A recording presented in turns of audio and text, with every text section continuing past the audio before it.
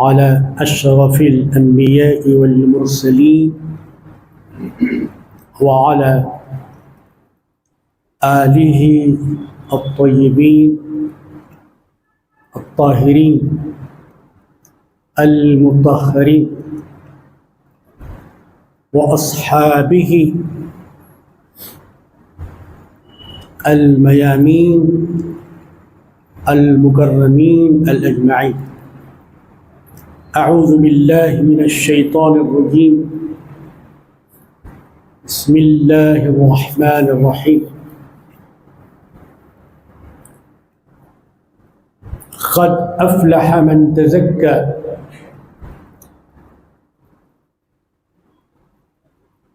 وقال سبحانه وتعالى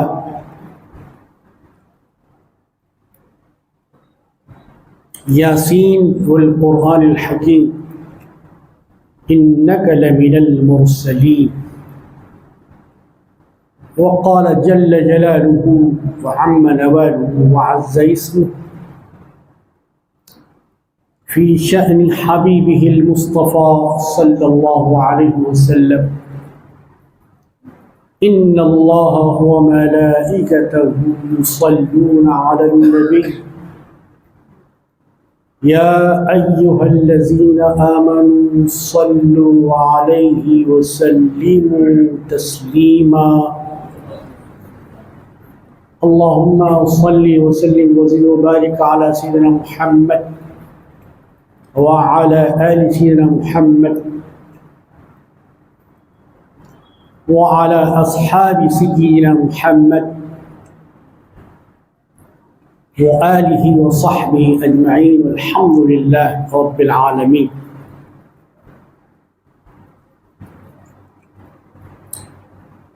جس مبارک مہینے کا انتظار عالم اسلام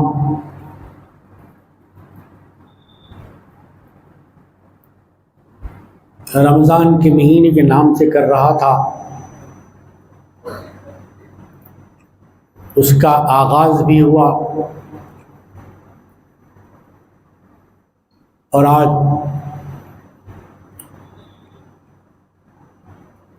اس کی 18 تاریخ چند دنوں کے بعد جس رمضان کا مسلمانوں نے استقبال کیا تھا، اسی رمضان کو الوداع کہنے کی تیاریاں شروع ہونے والی. رمضان کے تعارف میں یہ بات پاک پروردگار نے پاک کتاب میں بیان فرمائی تھی کہ رمضان وہ عظیم اور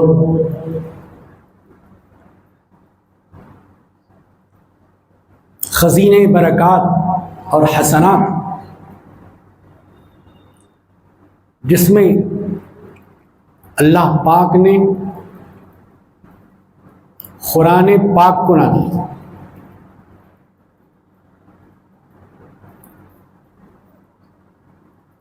مسلمان جس خدا کو مانتے ہیں وہ خدا پاک،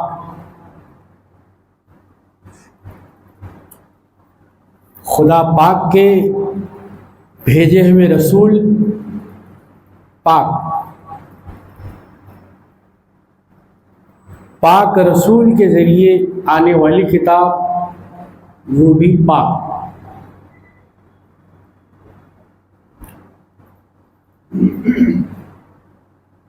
ان پوری پاکیوں کو ماننے اور قبول کرنے والا مومن بھی اس مومن کا لباس بھی پاک. وہ مومن جہاں عبادت کے لیے سر جھکاتا ہے وہ جگہ بھی پاک، اس کا جسم بھی پاک. اور جس رسول معظم نبی محتشم صلی اللہ علیہ وسلم کو قرآن نازل کیا گیا، ان کی آل بھی پاک، اس لیے کہتے ہیں پنجتنے، اس امت کے اولیاء بھی پاک، اس لیے کہتے ہیں غوث پاک۔ نشانی اور علامت کے طور پر آپ کا نام نامی اس میں گرامی لیا جاتا۔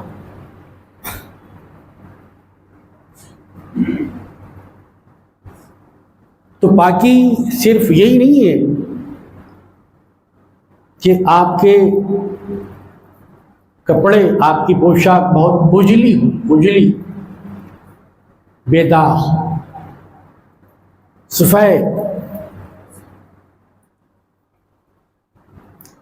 پاکی یہی نہیں ہے کہ آپ کا جسم پاک، آپ کی نماز پڑھنے کی جگہ بھی پاک ہو۔ پاکی یہ بھی ہے کہ مومن کا دل بھی پاک ہو۔ مومن کی وہ چیز جو ہر انسان کے اندر ہے، مومن کے اندر بھی ہے، جس کا نام ہے نفس، وہ نفس بھی پاک۔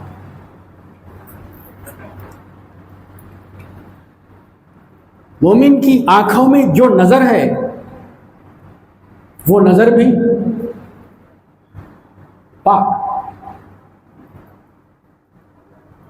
مومن جو لقمہ کھاتا ہے وہ لقمہ بھی پاک۔ مومن کے ہاتھوں میں جو مال ہے وہ مال بھی پاک۔ پاکی کوئی لوٹا نہیں ہے، کوئی برتن نہیں ہے کہ اس کے اندر آپ کو محدود کر دینا ہے۔ پاکی کا جو معنی ہے وہ بہت بڑا ہے۔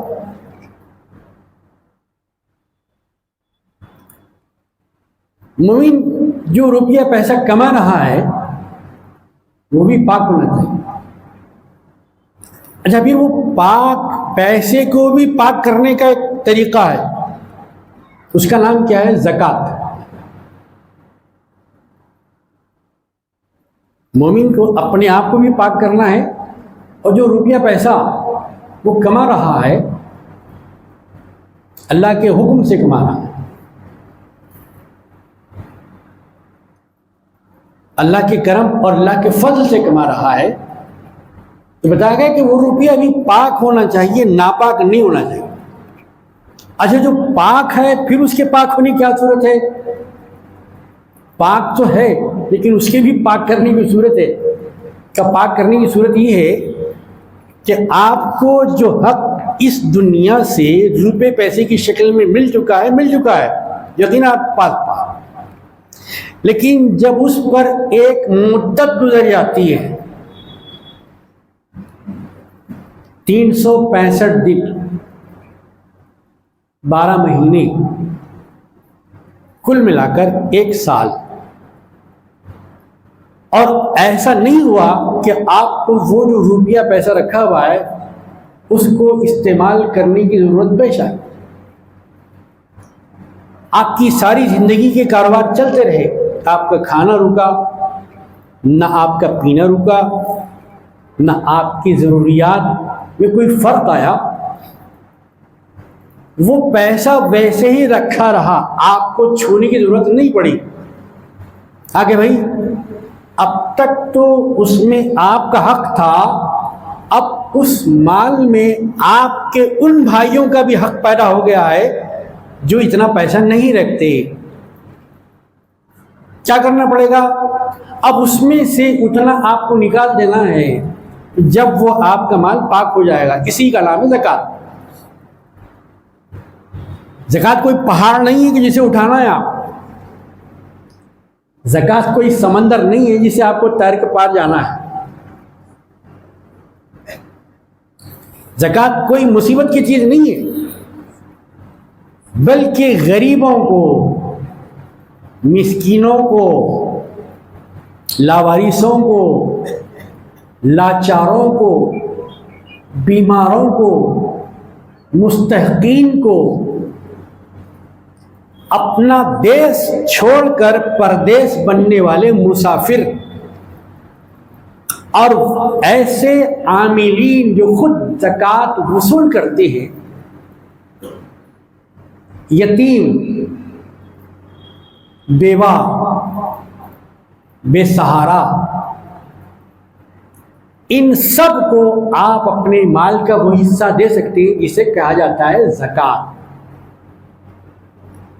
और वो आपके है माल पर 2.5%, ज़्यादा आपको देना नहीं है। ये 2.5% ना आपके जेब पर ज़्यादा वजनी है, ना आपके दिमाग पर ज़्यादा वजनी है, मगर ये हक है आपको निकालना और अपने भाइयों तक जो मुस्तहक हैं उन तक पहुंचाना है। सोचिए, अगर गरीब न हो, वो जिसे दुनिया फ़कीर कहती है, लाचार कहती है, अगर ये न हो तो हमारी ये इबादत जिसका नाम ज़कात है कैसे अदा होती है।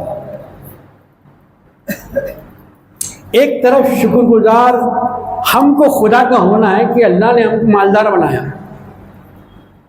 दूसरी तरफ उस नादार का भी शुक्र अदा करना है जो हमें ज़कात देने के लिए मिल रहा है। हमारी इबादत अदा हो रही है। ज़कात भी इबादत है, माली इबादत। जैसे नमाज पढ़ते हैं आप, तो नमाज बदनी इबादत, ज़कात माली इबादत। खिरत कुरान मजीद आप करते हैं तो ये ज़बानी इबादत है। ऐसे ही ज़कात को भी बोझ न समझा जाए, ये ज़कात भी इबादत है। इस्लाम के अहम सुतूनों में से एक सुतून है जिसके बगैर कोई इस्लाम का तसव्वुर नहीं कर सकता।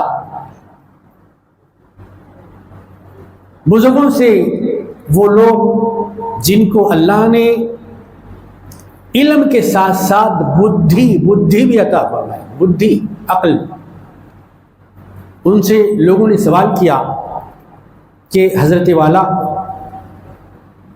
मुफ्ती मोहतरम, मशाइख मुअज़्ज़म, फ़क़ीह दौरा, मोटे अल्फाज में मुझे ज़कात समझा दी कि आखिर ज़कात कहते किसको है। तो उन्होंने जैसा साइल था, सवाल करने वाला था, उसी के जहन के मुताबिक जितना वो समझते थे आसानी के साथ, एक ही बात को आप बहुत ही फसीह और बलीग और धुआंधार खिताबत में समझा, उसी बात को बिल्कुल आसानी के साथ आप समझा दें, दोनों में बड़ा फ़र्क होगा जी। तो इन बुजुर्गों ने सवाल पूछने वालों से इरशाद फरमाया कि भाई देखो, अगर आम अंदाज में ज़कात इस्लाम के अहम रुकन और इबादत को समझना चाहते हो तो ऐसे समझ सकते हो कि अल्लाह ने आपको रुपया, पैसा, धन दौलत दिया,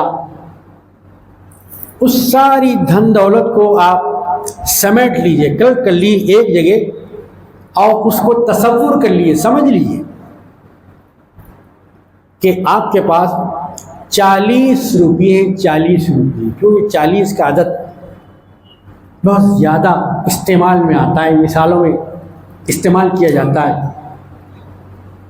हुज़ूर पाक अलैहिस्सलातु वस्सलाम को अल्लाह ताला ने अपने नबी होने का ऐलान करने का जो हुक्म दिया वो कौन सी उम्र में था? 40 साल। बुजुर्गान दीन अल्लाह का नाम अल्लाह के लिए लेने के, बुजुर्गान दीन जो नाम लेते थे अल्लाह का नाम अल्लाह के लिए हम लेते हैं। अभी कारोबार नहीं चल रहा है, कोई वजीफा बताइए ना, कोई तावीज़ दीजिए, اولاد نہیں ہو رہی ہے، کوئی وظیفہ دیجیے. اور کاروبار مارکیٹ میں بڑی مندی ہے، تو کاروبار چلنے کے لیے کوئی وظیفہ بتائیے.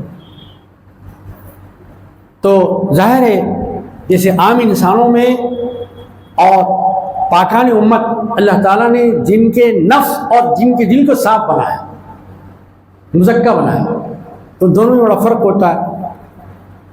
تو بتا کہ سمجھ لیجیے آپ کے پاس 40 روپے ہوں اور اسے آپ کو ہاتھ لگانے کی ضرورت پیش نہیں آئی، بالکل الگ رہے، ادھر مڑ کے بھی نہیں دیکھا، ہم رکھ دیا اور بھول گئے. اب جب اس پہ سال گزر گیا، 1 سال گزر گیا، 365 دن، تو اب اس کے اندر آپ کے بھائیوں کا حق بھی پیدا ہو گیا ہے. آپ کا بھی حق ہے. کتنا حق ہے آپ کا؟ اتنا حق ہے کہ وہ حق آپ کا کوئی چھین نہیں سکتا. وہ 40 آپ کے ہی بالکل آپ کی محنت کے ہیں، آپ کے خون پسینے کی کمائی کے ہیں. تو ایسا کیجئے کہ وہ 40 میں سے 39 رکھ لیجئے اور 1 اللہ کی راہ میں دے دیجیے. 39 میں سے جو آپ کی محنت کی کمائی کے ہیں 39 30 پر 9 رکھ لیجئے، 1 اللہ کی راہ میں دے دیجیے. کیا کوئی فرق پڑ جائے گا؟ کیا آپ مالدار سے نادار ہو جائیں گے؟ کیا آپ امیر سے فقیر ہو جائیں گے؟ ظاہر نہیں ہوگا.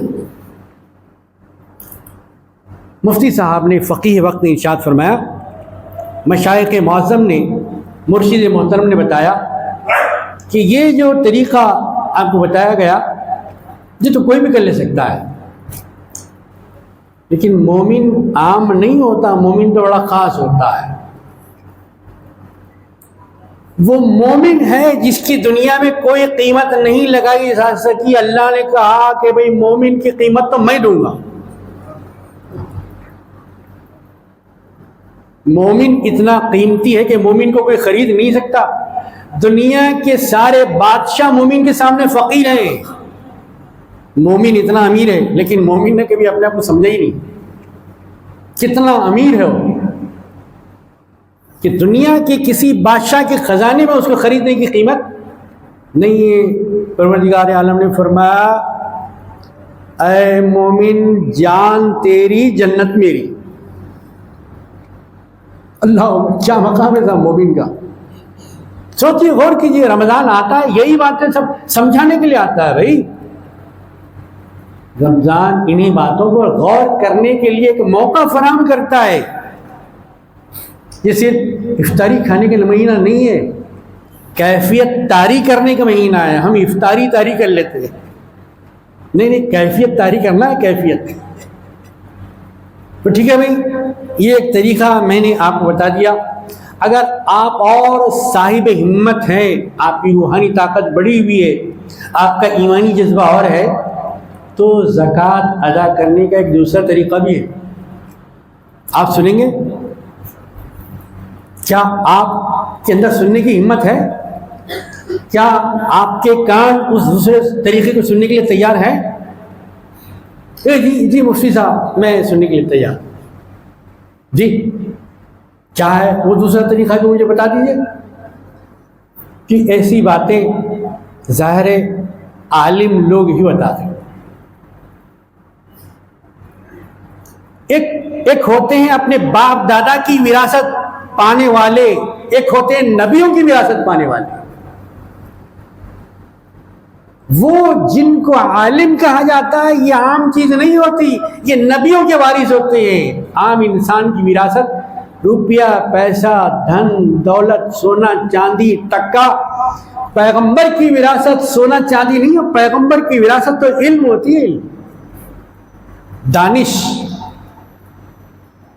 فقہ، قرآن، اللہ کے احکامات، دینی علوم، سب کے پاس ہوتا ہے علم حیات. اور ان وارثان علوم نبوت کے پاس ہوتا ہے علم نجات. تو دوسرا طریقہ آپ سننے کے لیے تیار ہیں؟ انہوں نے کہا کہ تھا جی حضرت میں تیار. تو سنیے دوسرا طریقہ. پہلا طریقہ کیا تھا؟ کہا کہ میرے پاس 40 ہیں، 39 میں رکھ لوں گا، کسی کو نہیں دوں گا، میرا حق ہے، میرے قبضے میں ایک میں دے دوں گا اللہ کی راہ. اب دوسرا سنیے. 40 ہیں آپ کے پاس، گزر گیا 1 سال اس کے بعد، اب درجہ آپ کا بڑھ گیا ہے، نیچے نہیں رہا، ذرا اونچے آ گئے ہیں، آپ کے دل میں ہمت بھی پیدا ہو گئی ہے اور مال کی محبت بھی کم ہو گئی ہے. جی تو اب کیا کرنا پڑے گا؟ کہا اب 39 دے دینا پڑے گا اللہ کی راہ میں، ایک اپنے پاس رکھ لینا پڑے گا. یہ دوسرا طریقہ ہے. یہ بڑے عزم کی بات، یہ بڑے حوصلے کی بات، یہ دل گردے کی بات ہے. مومن دل گردے والے کو کہتے ہیں، مومن بے ہمت کو نہیں کہتے، مومن ڈرپوک کو نہیں کہتے. مومن تو ہوتا ہے اس زمرے میں جس زمرے کا نام اللہ نے بتایا، لا خوف علیہم ولا ہم یحزنون. وہ ہرگز نہیں ڈرتے. اس سے دنیا سے ڈرتے ہیں تو صرف اپنے مالک سے ڈرتے ہیں. آج شاید ہم نے اپنے مالک سے بھی ڈرنا چھوڑ دیا ہے. جب کوئی قوم اپنے اصلی مالک سے ڈرنا چھوڑ دیتی ہے تو نقلی مالک اس کو ڈراتے ہیں. نقلی مالک اس کو ڈر رہے ہیں. رمضان اصلی مالک سے ڈرنے کا سلیقہ پیدا کرتا ہے. تو حضور 2 طریقے تو ہو گئے زکوٰۃ ادا کرنے کے. کہا کہ تیسرا طریقہ بھی سننے کی ہمت ہے. کہا حضور جب 2 بتا دیے تو تیسرا ہی بتا دیجئے، بڑی نوازش ہوگی، بڑا کرم ہوگا. کہا کہ تیسرا سنو. تیسرا یہ ہے کہ نہ 39 رہے نہ 1 رہے، 40 کے 40 اللہ کی راہ میں دے دیے جائیں.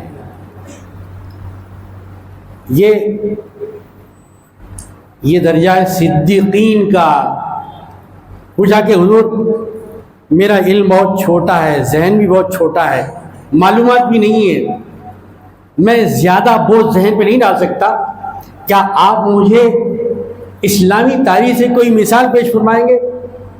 یہ جو تیسرا طریقہ آپ نے بتایا ہے، اگر تاریخ آپ نے پڑھی ہے تو بہت اچھی بات ہے، نہیں پڑھی ہے تو پھر میں تاریخ کا وہ پڑھنا، وہ سبق، وہ لیسن آپ کو بتاتا ہوں. تو حضور بتا دیجیے، بڑی مہربانی ہوگی. کہا ایک مرتبہ حضور پاک علیہ الصلوۃ والسلام نے اعلان فرمایا تھا، صحابہ کرام رضوان اللہ تعالی علیہم اجمعین، جنتی انسان. جنتی انسان تو ہم زمین پہ کبھی نہیں دیکھیں، آسمان ہی میں رہیں گے نا، لیکن سرکار نے اپنے فضل و کرم سے اس دنیا میں دکھا دیا. وہ جنتی انسان اپنا اپنا تحفہ لے کر حضور پاک علیہ الصلوۃ والسلام خدمت میں حاضر ہوتی ہے. یا رسول اللہ یہ میری طرف سے نظر ہے، یا رسول اللہ اسے قبول فرما لیں، مجھ پر بڑا کرم ہوگا. یا رسول اللہ یہ میں اپنی آخرت کے لیے پیش کر رہا ہوں. یا رسول اللہ میں اس مال سے محبت نہیں کرتا ہوں، میں پیش کرنا چاہتا ہوں آپ کی خدمت میں، قبول کر لیجیے. آپ قبول کریں گے اللہ بھی قبول کر لے گا. جو رسول کی بارگاہ میں قبول، وہ اللہ کی بارگاہ میں بھی قبول. جو رسول کا محبوب، وہ اللہ کا محبوب. ہر کوئی پیش کر رہا تھا. ایسے میں وہ آئے جن سے سارا مکہ ڈرتا تھا، خوف کھاتا تھا، تھراتا تھا، لرزتا تھا. انسان تو انسان،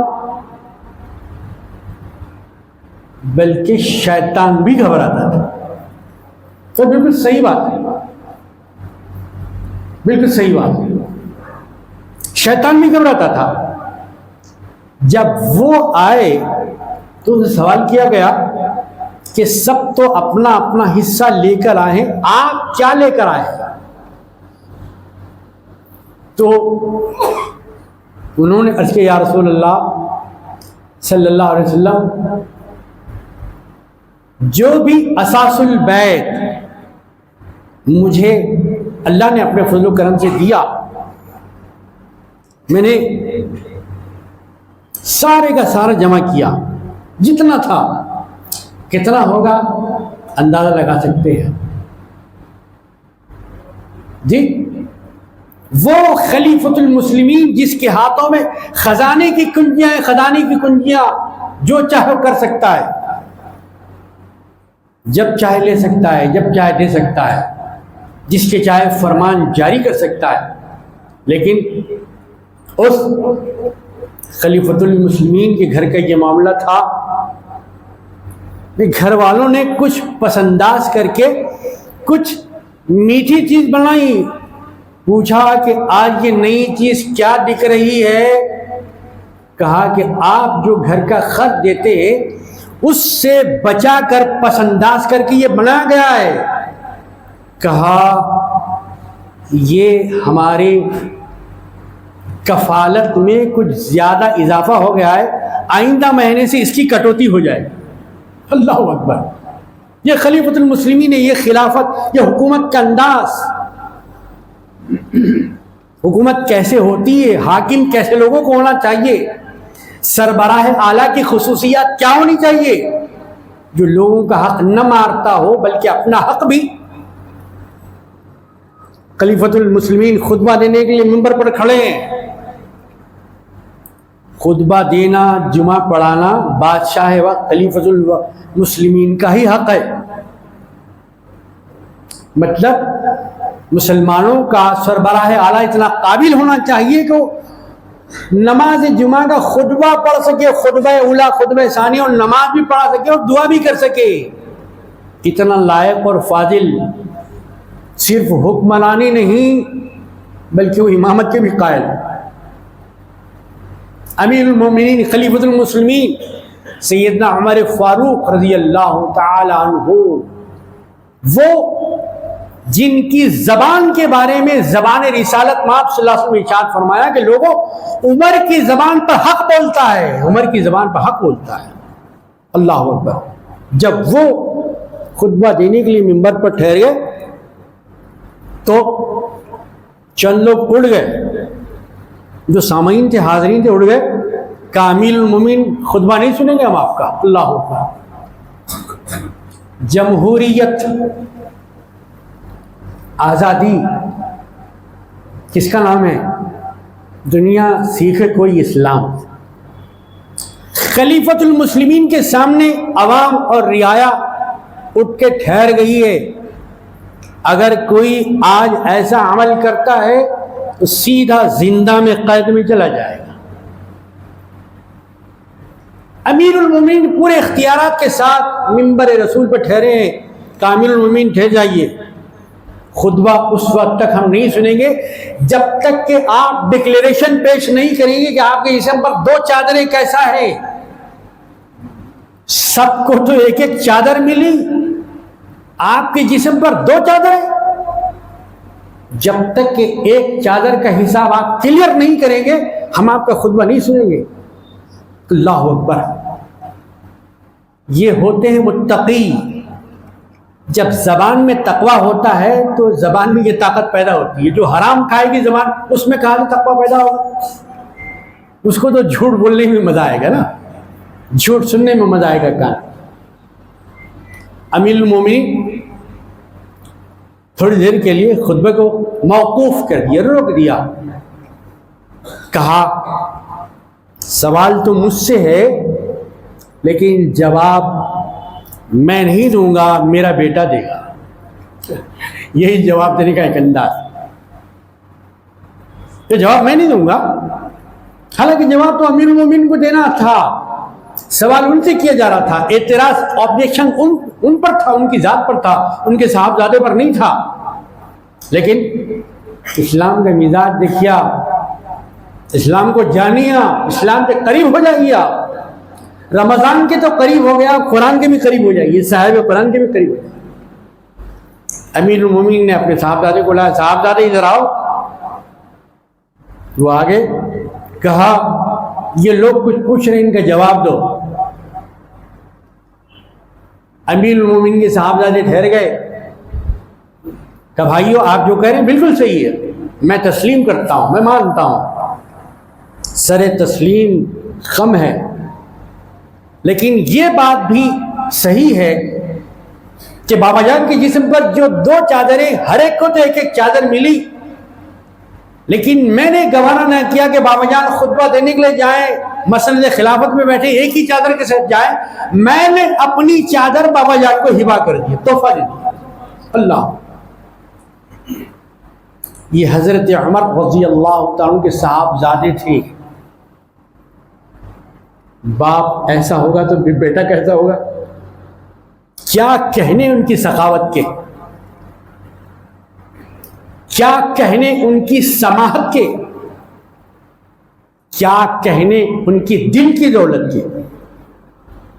بننا ہے تو دل کے غنی بن جائیے، عقیدے کے غنی بن جائیے، محبت رسول کے غنی بن جائیے، احترام صحابہ کے غنی بن جائیے۔ نے کہا کہ یہ دوسری چادر میں نے اپنی ابا جان کو ہبا کر دی ہے، گفٹ کر دی ہے، تحفتاً دے دی ہے۔ جب یہ وضاحت ہو گئی، لوگوں نے کہا کہ ہاں امیر المومنین اب خطبہ ارشاد فرمائیں۔ اللہ اکبر۔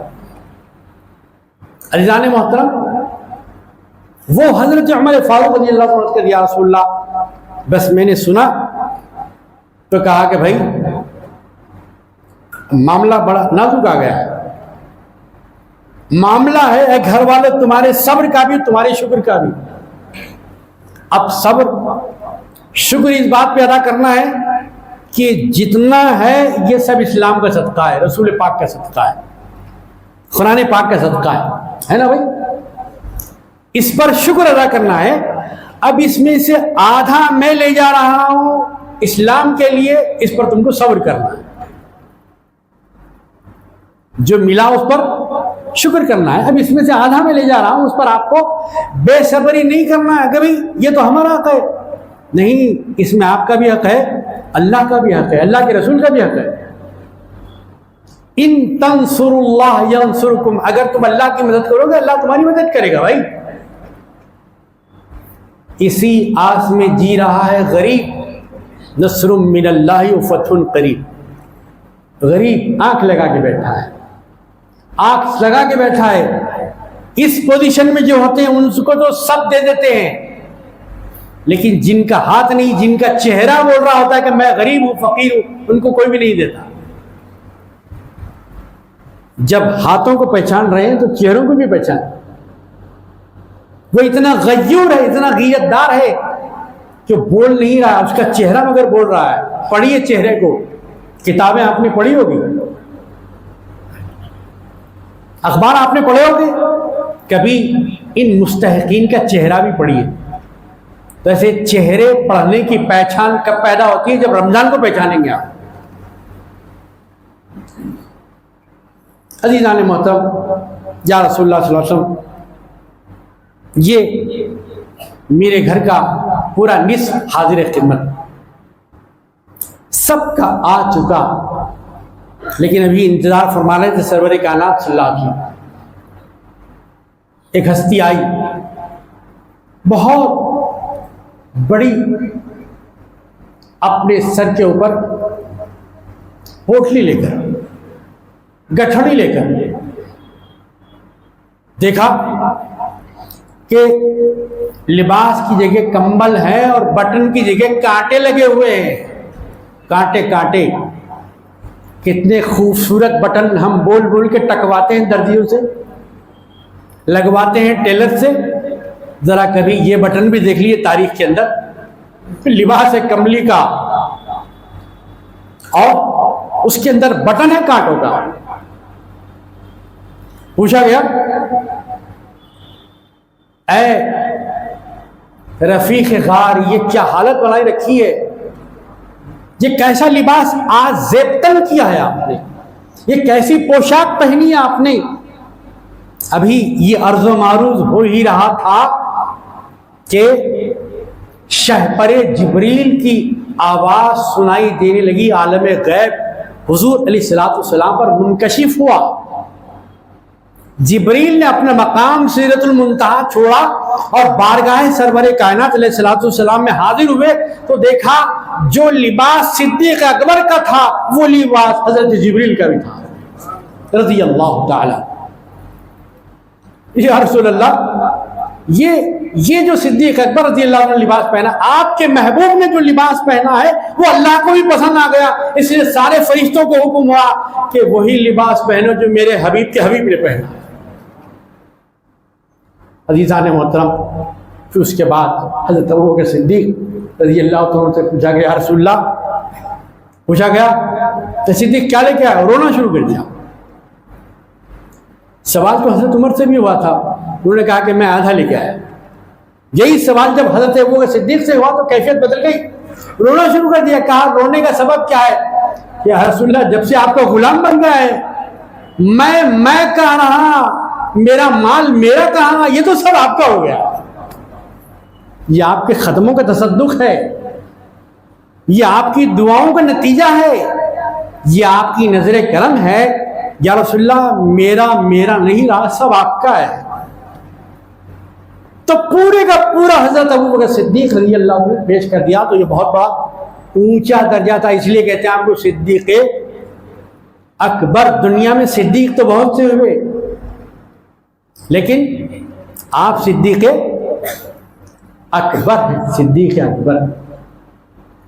امام تو بہت سے ہوئے، لیکن امام اعظم۔ شہید تو بہت سے ہوئے، لیکن شہید اعظم۔ فقیہ تو بہت سے ہوئے، لیکن فقیہ اعظم۔ اولیاء بہت سے ہوئے، لیکن غوث اعظم رضوان اللہ تعالی علیہم اجمعین۔ عزیزان محترم، بتایا گیا کہ یہ تیسرا طریقہ حضرت ابوبکر صدیق رضی اللہ عنہ کا ہے۔ یہ اہل ہمت کا ہے، اہل دل کا ہے۔ وہ بھی تو مسلمان ہی تھے نا، وہ بھی تو لا الہ الا اللہ محمد رسول اللہ پڑھنے والے تھے نا، وہ بھی تو قرآن کے قاری تھے، وہ بھی تو اللہ کے عاشق تھے، وہ بھی تو رسول کے چاہنے والے تھے، وہ بھی تو غلامی کا دعویٰ دلیل کے ساتھ کرتے تھے۔ آج ہمارے پاس شاید صرف دعویٰ رہ گیا ہے اور دلیل ختم ہو گئی۔ وہ دلیل کا مزاج اپنے اندر پیدا کرنے کے لیے آتا ہے رمضان، دلیل کا سلیقہ پیدا کرنے کے لیے آتا ہے رمضان۔ قد افلح من تزکا، یقینا وہ کامیاب ہو گیا جس نے اپنے آپ کو پاک کیا، اپنے مال کو پاک کیا۔ اس لیے اپنے مال کو پاک کرنا ہے، اس میں سے دیجئے زکوٰۃ، وہ آپ کے بھائی کا حق ہے، وہ کوئی ٹیکس نہیں ہے، وہ جی ایس ٹی نہیں ہے، وہ اللہ کا حکم ہے۔ آپ کے مال سے کمی ہونے والی نہیں ہے، کوئی گھاٹا نہیں ہونے والا ہے۔ یہ اللہ سے تجارت ہے، جو اللہ سے تجارت کرتا ہے اس کی تجارت میں کوئی گھاٹا نہیں ہوتا، اضافہ ہی ہوتا ہے، اس میں بڑھوتری ہوتی ہے، اس میں اضعاف مضاعفہ ہوتا ہے، اس میں نقصان اور خسران نہیں ہے۔ الحمدللہ یہ باتیں بتانے والے علماء آج بھی زندہ ہیں، اور ایسے ہی علماء کرام کو پیدا کرنے والے عالم اسلام کے اداروں میں ایک ممتاز معتبر مستند نام ہے جامعہ نظامیہ کا۔ یہ کوئی محتاج تعارف نہیں ہے۔ آج آپ کی خدمت میں اس کے سالانہ 10 کروڑ روپئے جو 150 سال سے مسلمانہ نے عالم ادا کرتے ہوئے آئے ہیں، آج بھی الحمدللہ وہ ادا کر رہے ہیں۔ مسلمانان ہند قابل مبارکباد ہے کہ لاکھوں کروڑوں جو روپیوں کا وہ نظام قانونی طور پر، شرعی طور پر چلاتے ہیں، اپنی اوقافی جائیدادوں کی، مسجدوں کی، عیدگاہوں کی، اپنے مدرسوں کی حفاظت کرتے ہیں، جہاں سے ان کو صحیح مسئلے، مسائل اور عقیدے بتائے جاتے ہیں۔ آج اسی جامعہ نظامیہ کے لیے جو حضور پاک علیہ الصلوۃ والسلام کی نظر کرم کا نتیجہ ہے کہ 150 سال سے چل رہا، 7 نظام دکن کی سرزمین پر آئے، رخصت ہو گئے، تھپیڑے پر تھپیڑے کھا رہی ہے کشتی، مگر سلامت جا رہی ہے۔ حضور پاک علیہ الصلوۃ والسلام کی دعاؤں کا نتیجہ ہے کہ 150 سال سے یہ ادارہ الحمدللہ چل رہا ہے، اور مسلمانان عالم اس کو چلا رہے ہیں۔ جیسے کہ کل جو تاریخ گزری، کل جو تاریخ رمضان شریف کی کیا تاریخ تھی؟ 17 رمضان۔ اس معرکے میں حصہ لینے والے کتنے تھے؟ 313۔ لیکن ان 313 کی مدد کے لیے اللہ نے 5000 فرشتوں کو بھیجا تھا. کام کرنے والے تو 313, مدد کرنے والے 5000. کام کرنے والا اسٹاف, وہاں کا مینجمنٹ یقیناً 100 افراد پہ ہوگا, لیکن اس کو معاونت کرنے والے, اس کی پشتیبانی کرنے والے, اس کی اعانت کرنے والے کتنے ہیں؟ وہ 5 لاکھ ہیں. 5 لاکھ.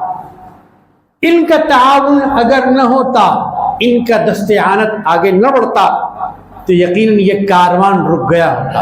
لیکن اللہ کی مشیت, یہ کاروان چلتا رہے. یہ چراغ بجھنے کے لیے نہیں آیا, یہ شمع بجھنے کے لیے نہیں آئی, بلکہ یہ شمع تو 1000 شمعوں کو روشن کرے. الحمدللہ وہ جامعہ نظامیہ 150 سال سے سنت رسول کریم صلی اللہ علیہ وسلم کی روشنی کو پھیلا رہا ہے, کام کر رہا ہے. آج اسی کے لیے آپ سے اپیل کی جا رہی ہے, آپ سے درخواست کی جا رہی ہے. سکندر آباد کی سرزمین اہل دل کی سرزمین ہے. یہاں سے ان مہمان رسول کی ہمت افزائی ہوتی ہے. اللہ تبارک و تعالیٰ ان کے مکان کو روشن فرمائے. حضرت فخر المشائخ رحمۃ اللہ علیہ, جنہوں نے جامعہ نظامیہ کے وہ طلبہ جو حدیث شریف کے مضمون میں ٹاپ کرتے ہیں, اعلیٰ نمبرات سے کامیاب ہوتے ہیں, ان کے لیے 1000 روپے کے گولڈ میڈل کا انتظام کیا, جو الحمدللہ آج تک ان کے وارثوں اور جانشینوں میں روضۃ الاصفیاء سے جاری اور ساری ہے. لاکھوں روپیے کے گولڈ میڈل ان طلبہ کو دیے جاتے ہیں, ان کی ہمت افزائی کی جاتی ہے. سکندر آباد الحمدللہ جذبہ دینی میں آگے رہا اور آج بھی آگے ہے. الحمدللہ سکندر آباد کے مسلمان بیت المال کو اگرچہ کہ 70 سال میں نہ دیکھے ہو, اس کی زیارت نہ کیے ہوئے ہیں, لیکن اس کی خدمات سے جیسے واقف ہیں بیت المال کی, ویسے ہی جامعہ نظامیہ کی خدمات سے بھی اچھی طرح واقف ہیں. اعتبار, بھروسہ, سند جس کو کہتے ہیں, الحمدللہ ان دونوں اداروں کو حاصل ہے. یہ اللہ تعالیٰ کا فضل ہے, اس کا کرم ہے.